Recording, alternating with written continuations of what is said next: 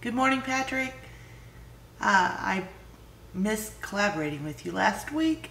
I was very sick, go through about Thursday, and both professors have been very gracious and trying to play catch up and get things completed and taken care of.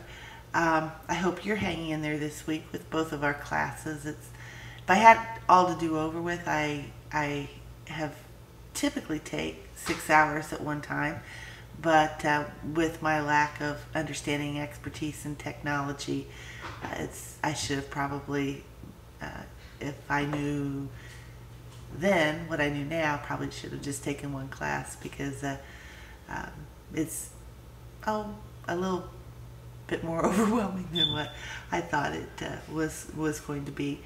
But anyway, hope you're doing well and hanging in there with both classes. I am going to focus my response to your excellent post with some of the great points that you brought out and shared regarding the disadvantages. And then I'm going to add a few of my own just personal thoughts and experiences too, along with that. The three areas I'm going to narrow it down to are, number one, when technology isn't working, and that can be because of the user or the person using it might have an inability to use it properly, or sometimes just technology doesn't work like it's supposed to and breaks down and doesn't function as it should. The second I'm going to touch on is communication, and third, just the fact that technology is, as you mentioned, causing there to be less and less paper pencil work. Okay, so first, when technology isn't working properly, as you know, we had first-hand experience last Monday night when we were trying to get on WebEx, and you were trying to preciously and patiently try to get me on. I don't know exactly. I imagine I probably was actually signing up for WebEx, and as I learned later, I didn't have to sign up. I could have just directly gone to the link, and then somehow I became a temporary host. But I called WebEx then on, well, later on the week, I don't remember when, but they helped me figure out and get off of that, and everything should be good to go for this week so we can videotape it. But, you know, that's a perfect example because I think you were trying to help me for over an hour, and I felt like it was, I just felt very bad because I felt like it was an hour wasted when all of us had so much that needed to be accomplished. So that I will take blame. It's probably my fault, and so the user had done something to cause it not to work. But then there's other times when a computer might go down or not be working, or, I mean, all the technology can have moments where it's not doing what it's supposed to do. And if you have a learner that really knows technology, they can make adjustments. But if you have a learner that isn't as familiar with the technology, it's more difficult for them to make the needed adjustments and try to get things going in the direction that it should be in. Number two, communication. I think for me personally, this is a huge issue, and I shouldn't admit this in a technology class, but I mean, I definitely see advantages, but I think that maybe I'm a little bit more homeschool and see more disadvantages. I see children, and I know this needs to focus in a little bit more with distance learning, but I see youth that are just so connected at the hip with their telephones and their social media and their Snapchatting, and you know, you mentioned the interruptions. I think that children at large, or youth, I shouldn't just say children, youth, young people, their communication skills are just soaring downward. I have a son that's taking some classes through Ivy Tech, and he was just laughing and cracking up at some of the discussion boards. And these students who are college age, their comments on discussion boards were written like they were texting. Misspelled words, like OMG, and not, well, first of all, that wouldn't even be appropriate. It shouldn't be for a discussion board, but they just couldn't sit down and write and discuss thoughts that were flowing. And it wasn't, I mean, it was like kind of a consistent thing throughout the students. And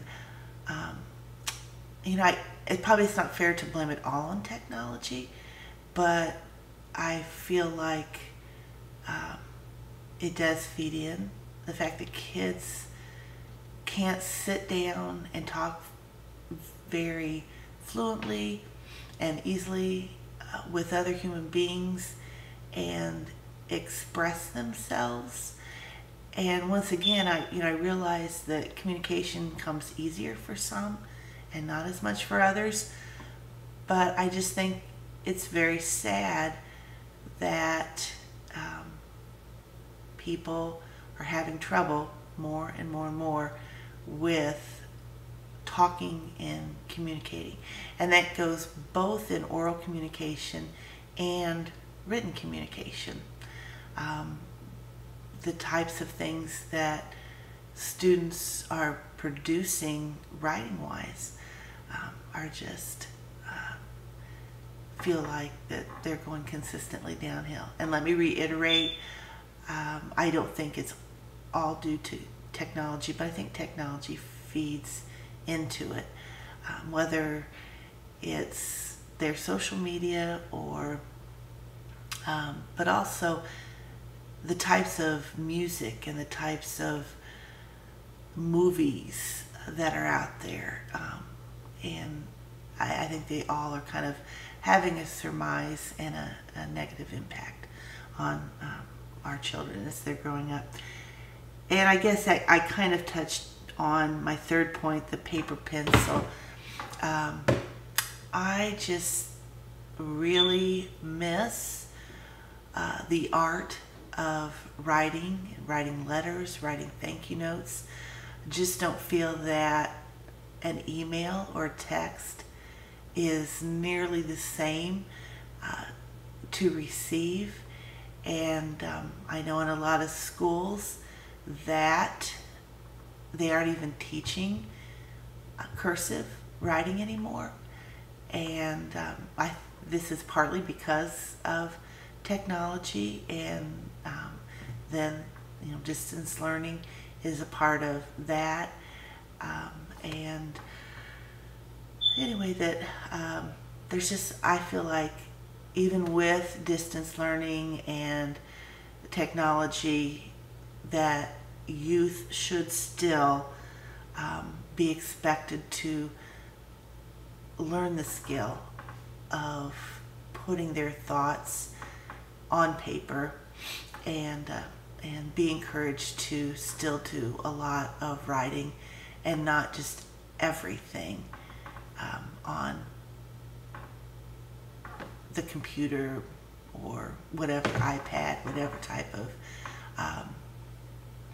device or devices that are being used for their classes. So I sound a little bit negative today. I'm sorry, but I chose the disadvantages because there are a lot of advantages too, which I can attest to.